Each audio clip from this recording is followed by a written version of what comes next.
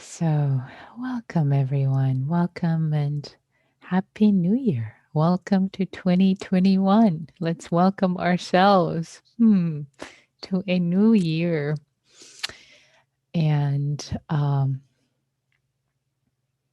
and for the theme for today's practice, um, I'd like to offer the practice of equanimity. Last time, Kim, one of our regulars, asked a question about equanimity, whether the practice of equanimity as a formal practice, whether actually one feels something physically, whether there's a distinct feeling about the practice of equanimity that could be felt um, the same way that, say, one practices metta. There's a sense of warmth, there's a sense of care can be felt. So, does equanimity have a flavor? Does it have a feel to it that's recognizable in the body and the mind? And my answer was yes, absolutely, Kim. And why don't we do a few sessions of equanimity so that we both explore it together, and that maybe we don't practice enough equanimity because it is one of the what's called the Brahma Viharas, um, one of the four practices in Buddhism, in Theravada Buddhism, especially, together with cultivating kindness, loving kindness, cultivating compassion, cultivating vicarious joy, happiness for somebody else's happiness. The fourth one is equanimity. Equanimity is in the same family, and it's practiced as a formal practice, not just as a state of mind, which equanimity shows up in a lot of different places in Buddhism, in the different lists. Can talk more about that next times maybe, but for today, equanimity really is a practice that is related to the other three practices that I just mentioned, and it really both supports them and it extends them. So I want to say a couple of things before we start practicing. So the word for equanimity in Pali is upekkha, upekkha. And upekkha, the word in Pali, has a sense of bird's eye view, having a larger view on what's happening, a bird's eye view, perspective, a sense of perspective. And just as I say that, what happens if you invite a sense of perspective on your life, on what's happening in this very moment, or maybe what happened today? Just having the sense of spaciousness, of bird's eye view, sense of bird's eye view, instead of being stuck in this moment. Like, oh, it's like this. I don't feel good. My body's achy. I didn't accomplish what I wanted to accomplish today, or whatever might be going on. What if you, or maybe something happened that you're upset about. What if you bring a bird's eye view? And see what happens in your body as you land, as you invite yourself to land with this. So, so the guided meditation I will do will explore this bird's eye view and this practice of equanimity from this perspective. There's so many different ways to practice it, and today we'll try this. We'll try this on for size. How about it? Shall we? Let's try it. See what happens. Be a scientist of your own mind and heart. So with that, I'd like to invite you to get comfortable, to land in your body and see what your body needs. Maybe it needs to lie down. Maybe it needs to sit up straight. I realize I'm a little chilly, so I'm going to cover myself with my shawl. This is a time for self-care for the body, really, in this moment. And in happy hour, this is very important. We take self-care seriously. It's part of expression of metta for yourself. See what your body needs.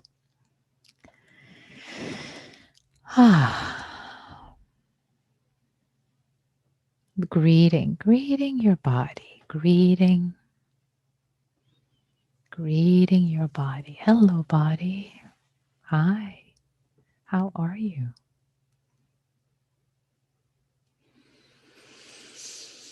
And landing.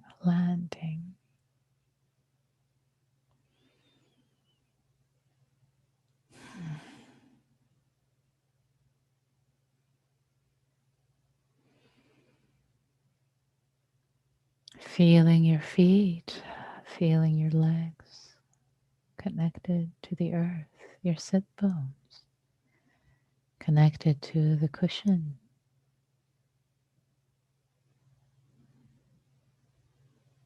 The stand in for earth, the earth.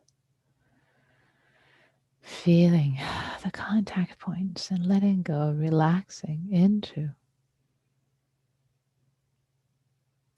your base,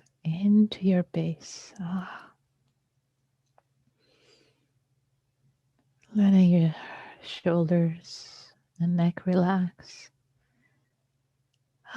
Moving down any holding, heaviness, down to your base. Letting it land the heaviness to your sit bones.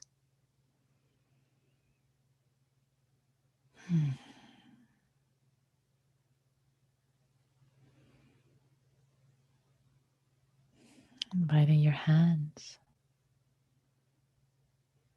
your arms to feel heavy.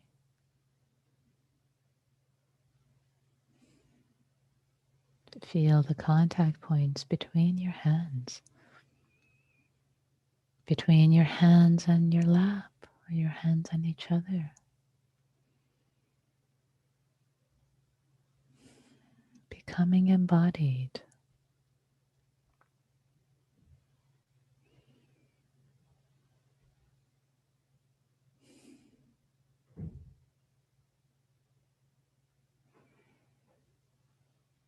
Letting your forehead be soft.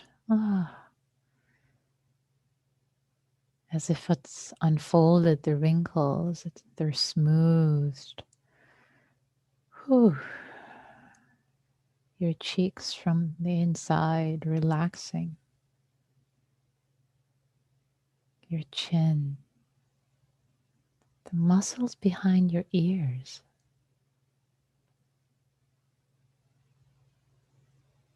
Your jaw.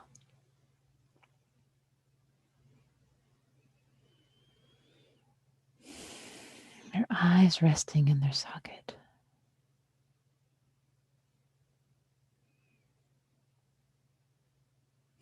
The whole body. Letting go. Deeply letting go of any tension, any holding, any tightness. As if you open your hands. And you let it drop. Just let it drop.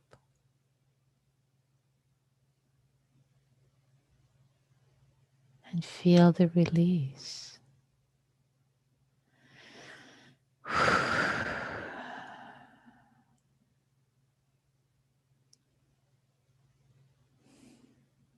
Maybe more space opens up for the breath in the abdomen.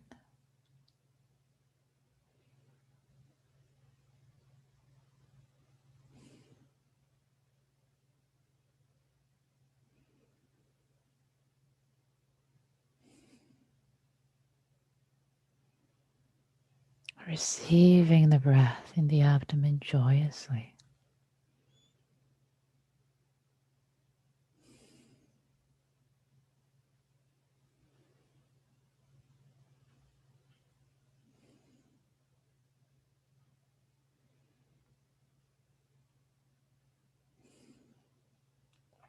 as if each breath received is a melodious song that enlivens your heart, makes your heart happy. It relaxes your body, soothes your mind.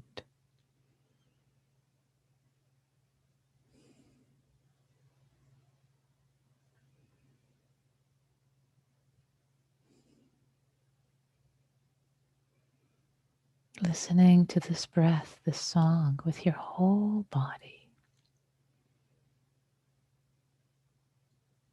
receiving it.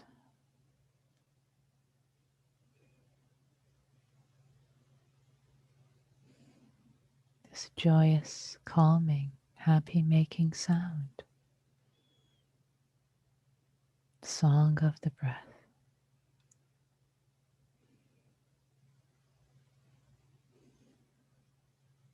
We'll stay with receiving the breath for a few minutes to settle.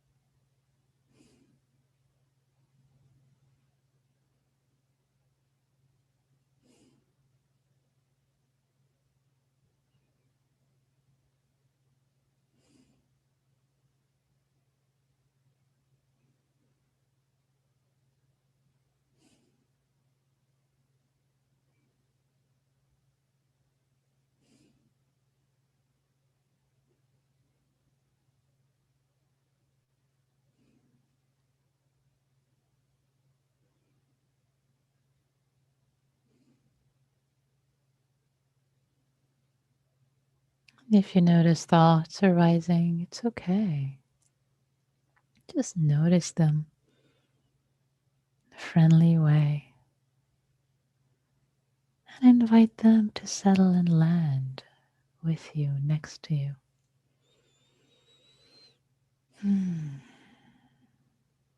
Settling, settling like the flurry, like the bright little pieces in a snow globe.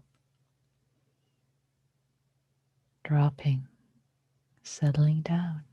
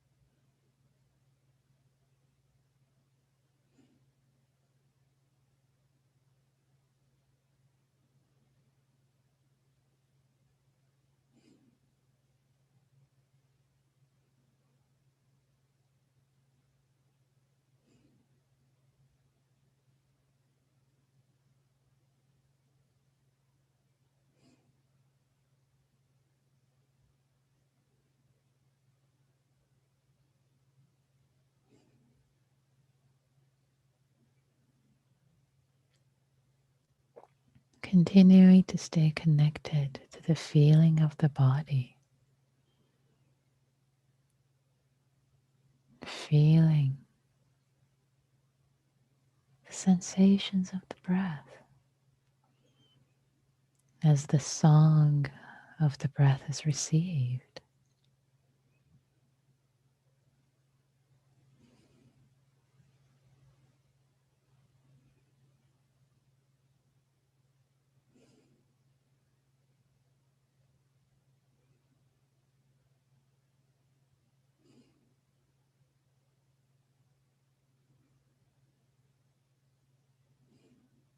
Letting the awareness rest with the body,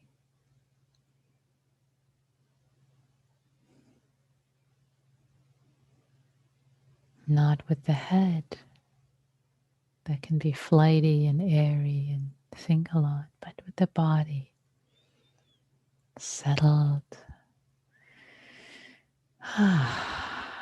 grounded.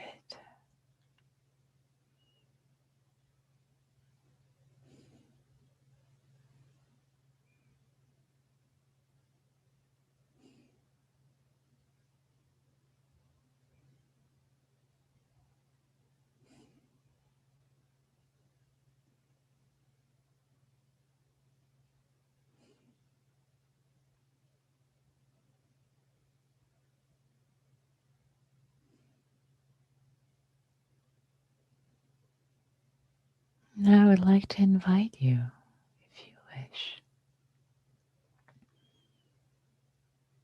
as you continue to stay connected, this felt sensation of the body, receiving the breath,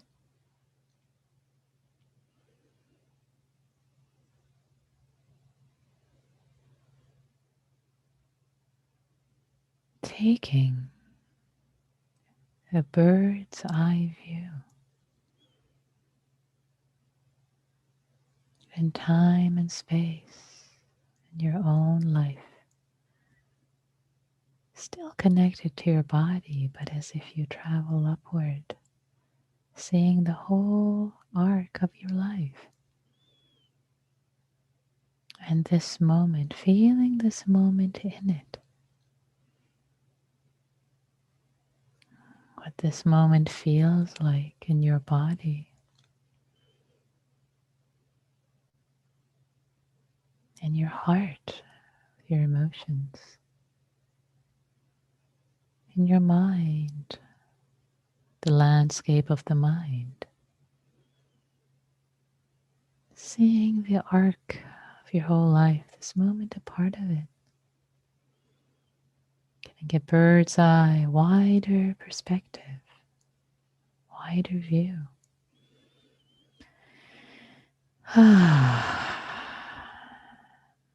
letting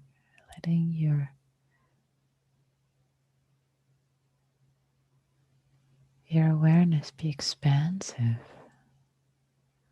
Letting there be more ease, seeing this whole arc, whether this moment is easeful or challenging.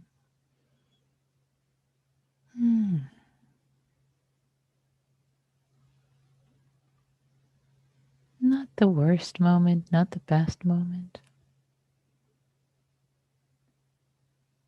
Has arisen, it too will pass, like many other moments. Sense of continuity.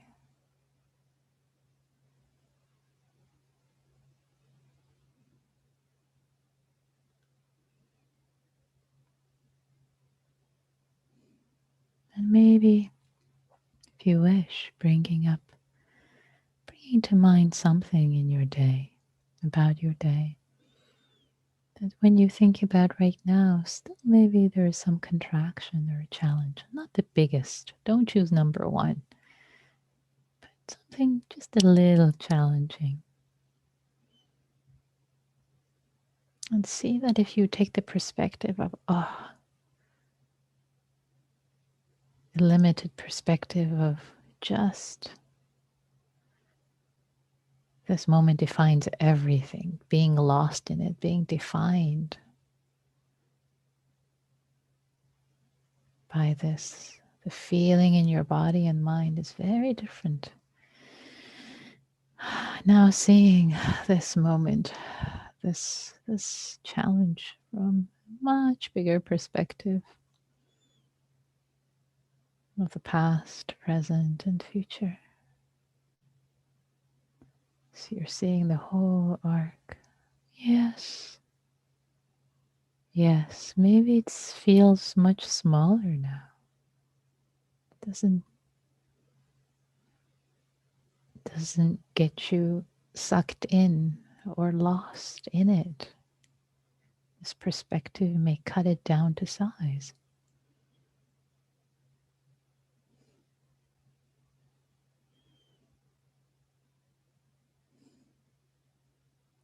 And now,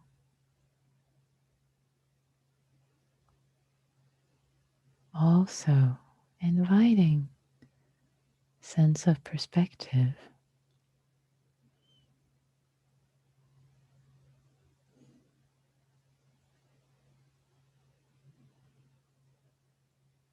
from common humanity.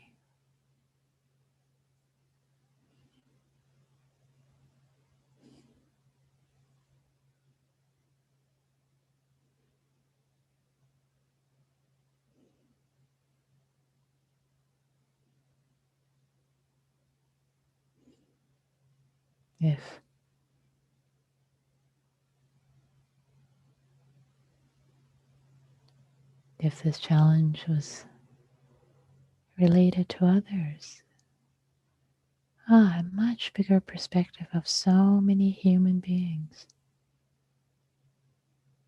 so many causes and conditions.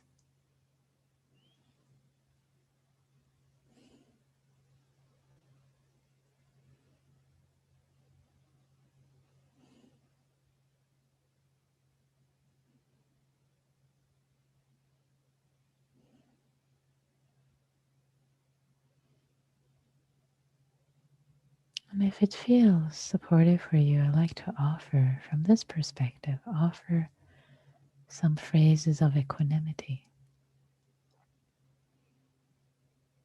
which, similar to phrases of metta, are to be dropped in, to be silently repeated to yourself.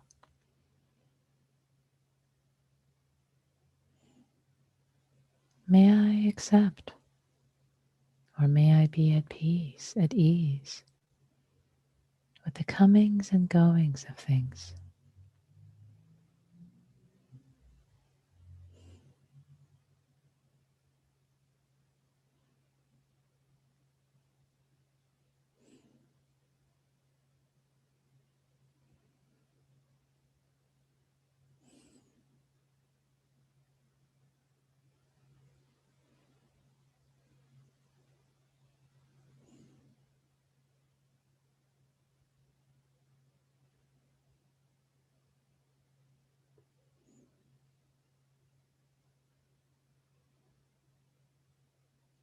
May I accept,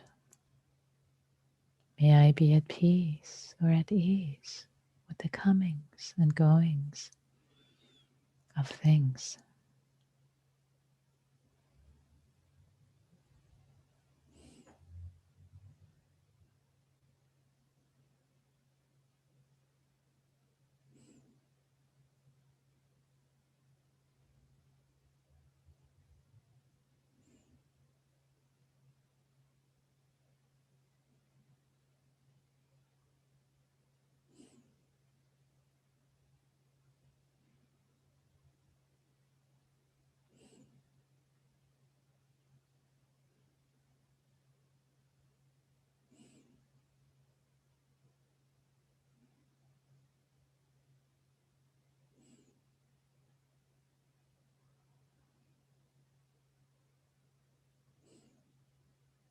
Knowing that everything arises, everything passes.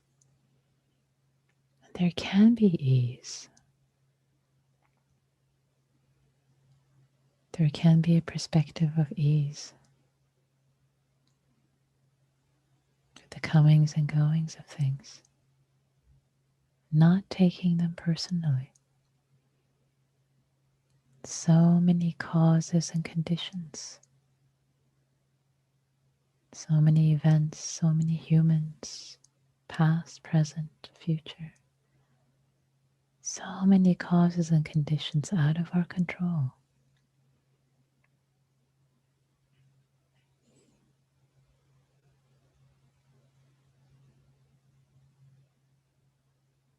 May I be at peace. May I have ease. The comings and goings of things.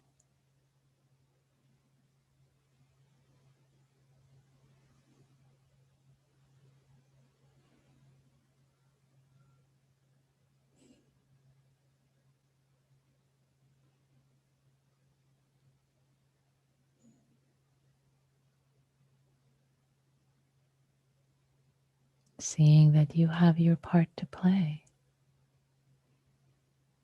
but it's not all up to you. It's not all under our control.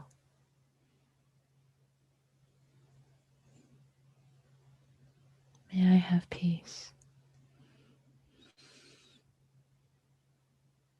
May I be at ease. May I accept the comings and goings of things.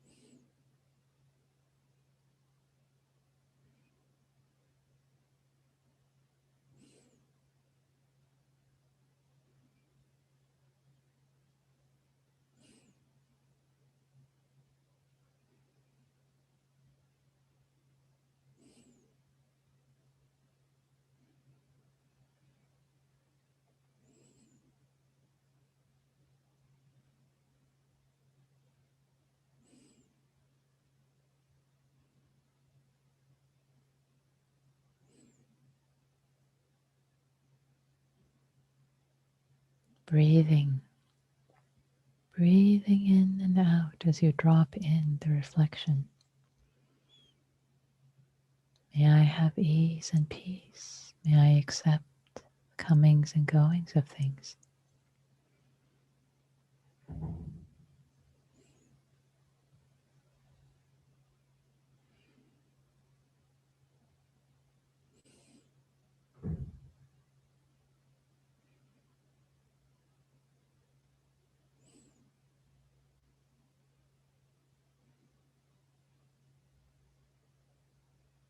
It's not all under my control.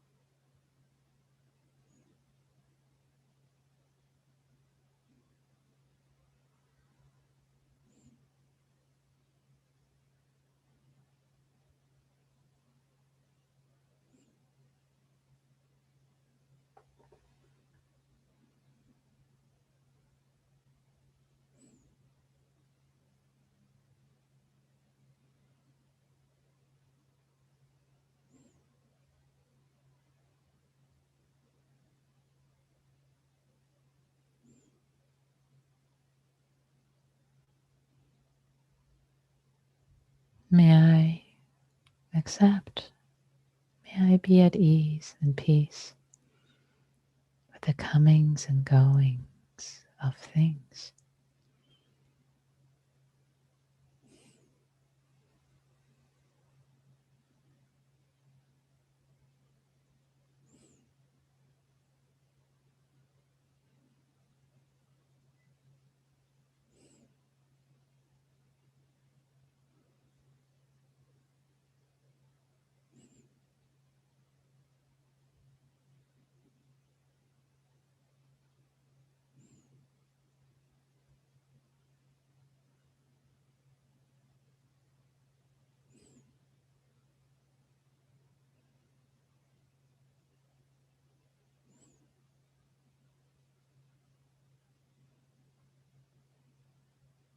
repeating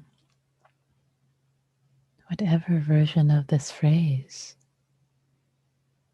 works for you, connecting with it repeatedly and seeing what shows up, what gets released, what settles in your heart, in your mind.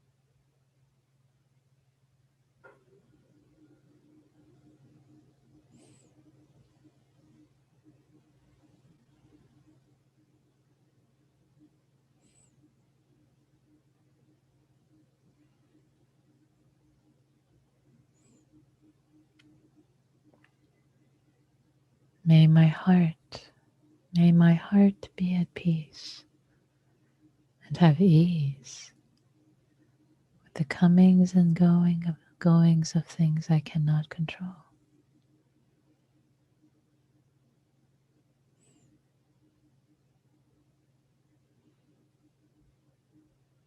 May my heart be at peace and accept the comings and goings of things.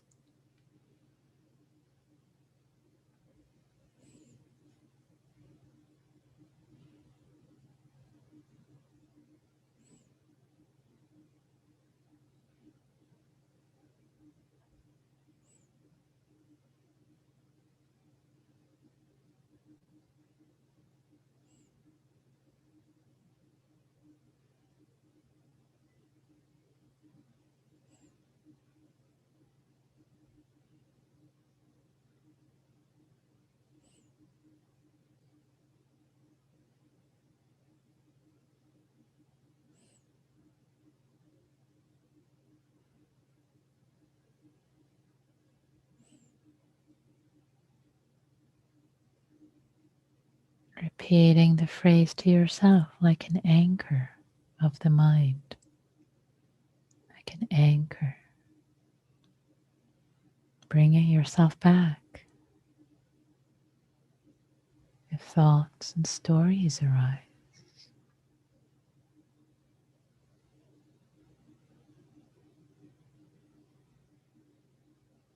May my heart, may I be at peace Have ease. Accept the comings and goings of things.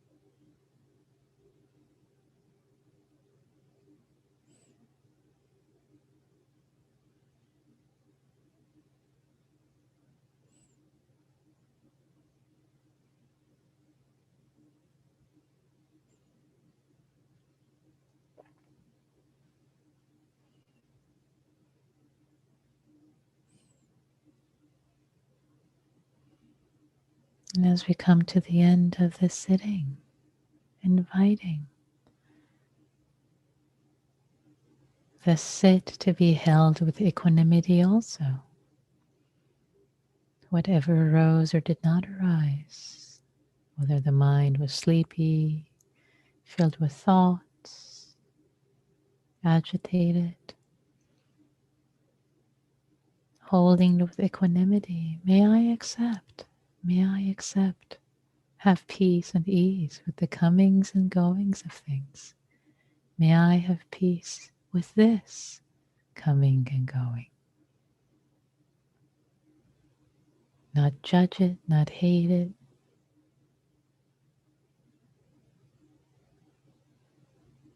but hold it with a sense of spaciousness and peace and ease.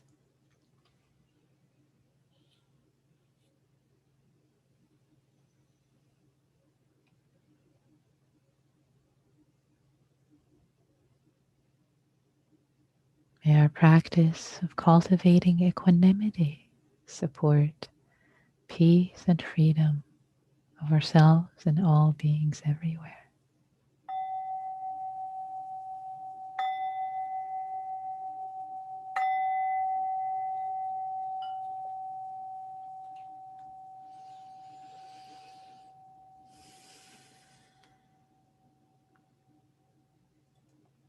Thank you, everyone, for your practice. So, a couple more words about equanimity.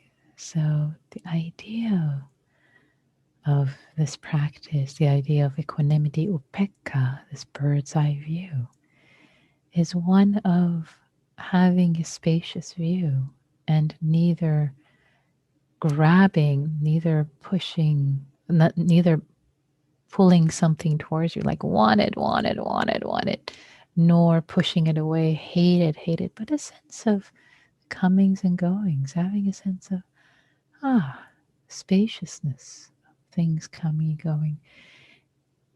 And equanimity is not aloofness. It's not like, whatever, it's going to just come, it's going to go. That's not the idea here either. It's said that is the masquerader, sense of aloofness or detachment in that way, is or kind of not caring, like whatever, is a near enemy in the language of the Buddha, or is a masquerader. It masquerades as equanimity, but it's not really equanimity. Equanimity is part of the Brahma Viharas, and if you notice the other Brahma Viharas, loving kindness, compassion, vicarious joy, they're warm-hearted. There's a sense of care about them. Equanimity, too, has a sense of care, has a sense of care. Um, and I'll bring this aspect more in the future sessions as we explore this, so the different parts. But just to say that as we hold witness, as we are holding witness, and even with the phrase that I brought in tonight, may I accept the coming and goings of things. May I have peace and ease with it. So there's a sense of holding witness, being with it. It's not a sense of, oh, I'm just going to check out and not be present to this. No, there is a sense of presence.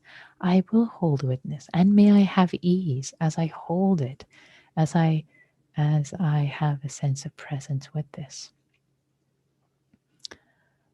So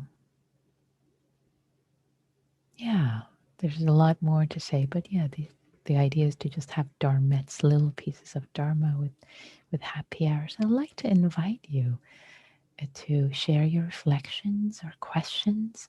And if you haven't spoken here before, or you usually hold back, please, you're invited to share your reflections and questions first. You can raise your hand, your blue hand. If it's your physical hand, I may not see you. Likely I won't see you because of the setup that I need to have. But you can also type in chat your reflections and questions, or raise your blue hand. Please, would love to hear from you.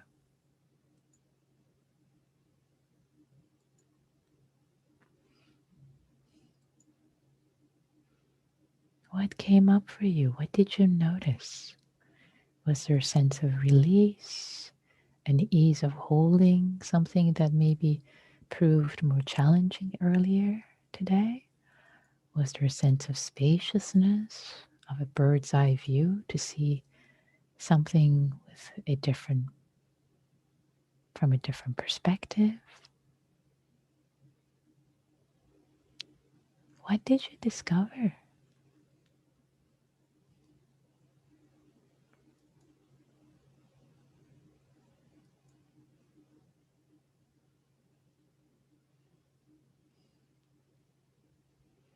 As I've said before, there's no such a thing as awkward silence when we're practicing. It's just silence.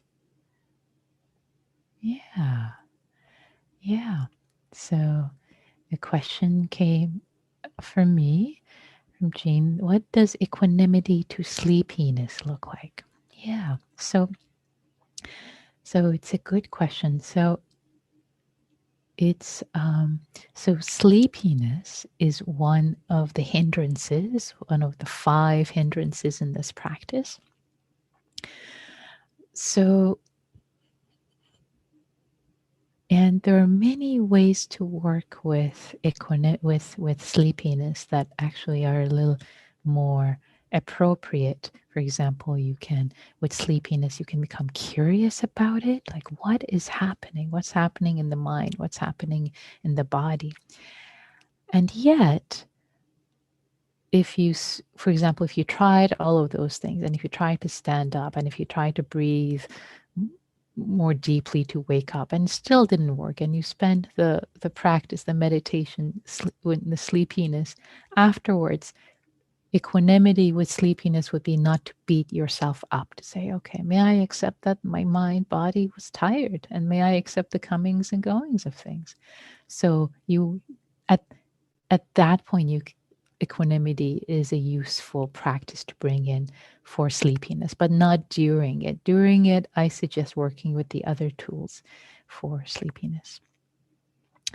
Kim says, I got a space of lightness as if my body was made of fine copper mesh. It was helpful to bring in my heart. Oh, lovely, Kim. Thank you for sharing that, especially because you were wondering whether there could be different sensations or feelings about this. So it seems like there's a taste or something that has opened up for you. So I'm delighted to hear that.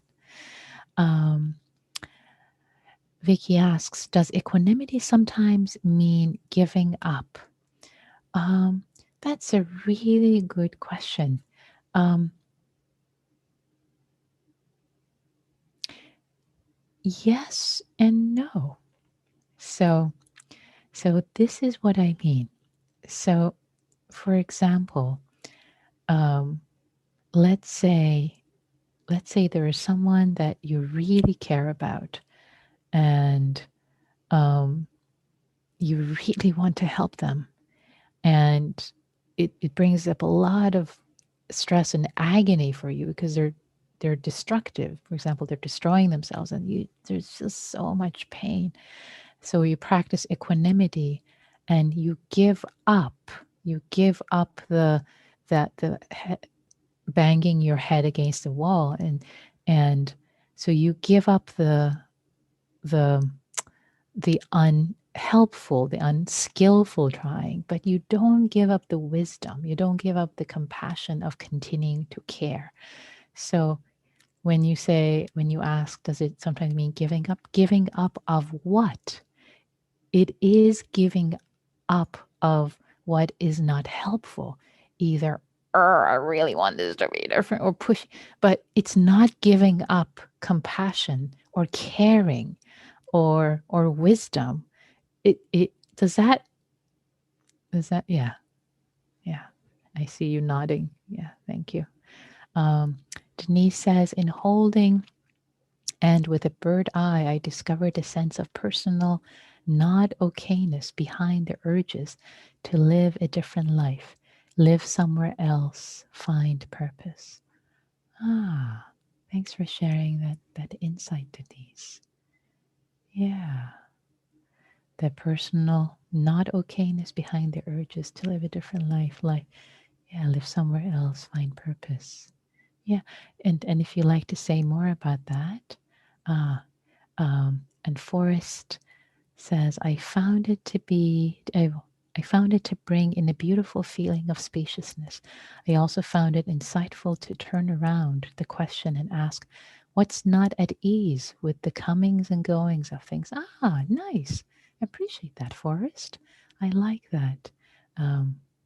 That's great. I like the turning around. And oh, Alana, I see your hand is up, and it has. I'm going to ask you to unmute, and it has to be brief because I have lost track of time. So please, and we're going to go into groups in a moment. So tell me, Alana, what's up? Could you speak to the difference between like equanimity in like a moment to moment way compared to like a state of equanimity or like a more holistic Yeah, yeah, experience of equanimity? Does that make sense? yeah. Absolutely makes sense. I'll say something very quick, and can expand on this next time too. So, so yes, the momentary, so the same way that think about practice of mindfulness. When we practice mindfulness, right, there's momentary becoming aware of the body, mind, heart, moment, and then it starts to grow. We start to become aware, become more present of our lives. We're walking down the street and interacting with others. There's a more sense of presence. Similarly with the practice of equanimity, um, as we practice in the moment to moment in this formal way, it starts to permeate through our life. It starts to permeate through our life. So, yeah. So, I hope that was helpful. And oh, I realized there were two Alanas. The Alana who had raised her hand is different from Alana who asked me, I don't know how to raise my hand. Okay, Alana. Oh my God, this has never happened. This is great. So, Alana, let's pause. Let's go into groups, and when we come back, please, I'd love to hear from you. Okay, so let's practice in small groups, and please don't jump out. If you don't have to leave, if you don't have a commitment, stay for them. The small groups are really nourishing in this way of connecting and sharing with others, and learning from their wisdom, and sharing your wisdom. And the prompt simply is, what came up for you? What was the question? What was, yeah, basically, just sharing, or even holding silence. Here we go. I'm going to open the groups now. It's going to be a little shorter tonight. Sorry, I lost track of time. Here we go. Okay. All right. Rooms are closed. Everyone is back. Welcome, everyone. Um, so let's see. we have time maybe for one comment. And Alana, if you still want to share, please. I hope you know how to raise your hand. I don't see you anymore. Ah, okay. Oh, here you are. If you liked, let's see. Uh, I can't. Let's see. It's getting kind of. Oh, here you are. Asked on me. If you like to share, you're welcome to do that, Alana. Since you asked earlier, or if anybody else wants to do that, you're welcome to raise your hand. So. Yeah, thank you. That was so wild that we both, at the same moment, wanted to speak, both Alanas. I guess my question is about physical sensation and um, equanimity with physical sensation, how that's done, and then also if there's pain, like I guess at what point, how severe is a sensation before you maybe act on it instead of being equanimous, or is acting on it not equanimous? Yeah, yeah. Excellent question. And so in terms of physical pain, um, so a couple of things I'm hearing in what you're saying. One is, for example, if you're when you're sitting, after we all sit for a while, we're going to have physical pain. So I'm trusting that that's the kind of pain you're talking about. So um, and there's also then there's chronic pain. Many of us have chronic pain. So in terms of pain that comes up when you sit. You can take it as a training for times that there is chronic there are pains that there's nothing you can do about. So you can it becomes a mind training. It becomes a mind training. So if it's an itch, it's not going to bother you. Or if it's your leg has fallen asleep, it's going to be okay. You trust that you'll be uncomfortable, it'll be painful. But if there are pains that, let's say you've had knee surgery and now your knee is hurting again, or something that just doesn't feel right, then by all means move. But I remember for me, my own training was very at the beginning. Like I would just shift and move in every single lack of comfort that I had, and then I'm like, oh, okay. I got this invitation instructions from a teacher, and just kind of stay with it and be open to it and curious and not to like uh, muscle myself through it, but kind of like open up to it with curiosity. Can I be with this? Can I extend my capacity for being with this too in an open way, not in a yeah. So that's what I recommend to you in way of working with pain. Again, if it feels dangerous, if it's your knee or somewhere else, yeah, please move. But if it's another pain that's like, yeah, I know you, then play with it. So I'm glad we could fit your question in, and it's 7:02. So I'd like to close. I'm trying to close a little more on time these days as it was getting more and more extended. So, and I'm going to stay for a couple of minutes extra if anybody has questions. So I'd like to thank you all for showing up, for practicing, for both your own sake and the sake of all beings whose lives you touch and you connect to. We don't do this practice for ourselves. May all beings be happy. May all beings be free.